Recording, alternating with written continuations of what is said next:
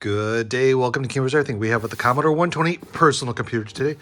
And I got this because I always wanted one of these. I remember kind of when it came out. It was kind of like a weird time because the Amiga is going to be coming out. And it seems like Commodore's throwing out a whole bunch of the Plus 4, the C16, and all different kinds of wacky things coming out. And this, I think, was the strangest of all. But I think the coolest because, one, it's a 3-in-1 computer.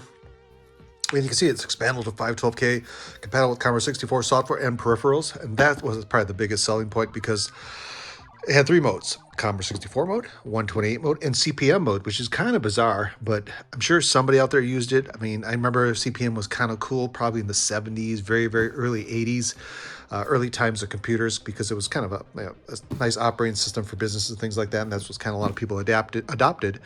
But this tried to do a little bit of everything, and I think it did everything well, but nothing great, but it still was a Commodore 64, and I think most people that bought it probably because it was Commodore 64 compatible. But you can see the box, very nice box. I'll show you the back here. Very almost kind of productive, not very gamey related. Showing all kind of like productivity things here. Let's see if we can get that little tape off there. See professional word processing, creative art, that kind of thing. Nothing about games on here, and it kind of shows the 1571 drive. I do not have a 1571 drive. There's some of the peripherals you can do. And of course you could use all the Commodore 128 stuff because it was compatible with Commodore 128. In Commodore 128 mode, you can see all the neat things. So they're really pushing kind of more of the productivity thing. And then it says here, Commodore 128 features 128K RAM, expandable 4080 column, which I thought was really cool. And here, Commodore 64, 128, CP/M Plus version 3.0. Very nice. And on the other end, you can see it kind of just shows the back. Very simple, but a nice box for a kind of cool computer. So let's look at the computer. And here is the Commodore 128 in all her glory. Great little computer.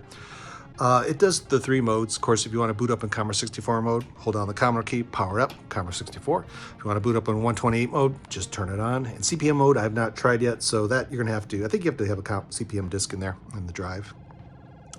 But pretty cool. In Commodore 64 mode, these keys don't work, the keypad don't work. It's just basically the function keys on the normal keyboard like a Commodore 64, because it's basically three different computers in one. Just depends on how you boot it up. But in 128 mode, you get all the keys, so that's kind of sweet. How I'm kind of using this right now, I have the Epyx FastLoad reloaded cartridge, and I think this, the future was 8bit.com I got this from, because I could not find my FastLoad cartridge, and guess what? As soon as I got this, I found it. But I am using a BackBit cartridge. Really great cartridge. I recommend that a lot. I've been playing with the SD to IDE, and you do want the FastLoad cartridge because the images kind of load the same as a 1541 drive. And of course, this is just a little SD card, and I put a little disk swap label on here. So if there's INI file, you modify the INI file, you can flip disks. So, because really right there's no way to put disk 1 and disk 2 and disk 8, disk 9 in. And that's how that works. Pretty cool. And I did get a new power supply because I don't recall if this one came with a power supply or the power supply had died. I don't recall. I bought this one and it was like $70 maybe, so a little pricey for a power supply. But it's a new modern power supply. This actually lights up Commodore 128, and it's a modern power supply, switching power supplies, so you don't have to worry about transformers and little wacky voltages, more accurate voltage. Especially with older equipment like this, you want to keep the voltages really nice and kind of close to where they should be. So get something modern. You can keep the old power supply just for looks, but I do recommend getting a nice new one. And this one, very good. Pricey, but I think worth it. Buying these right now, if you want a Commodore 128, they're not that bad priced. It depends on what you think bad is. You're looking at minimum $200 just for the Commodore 128, nothing else. I've seen them around $300. It just depends on what you're looking for.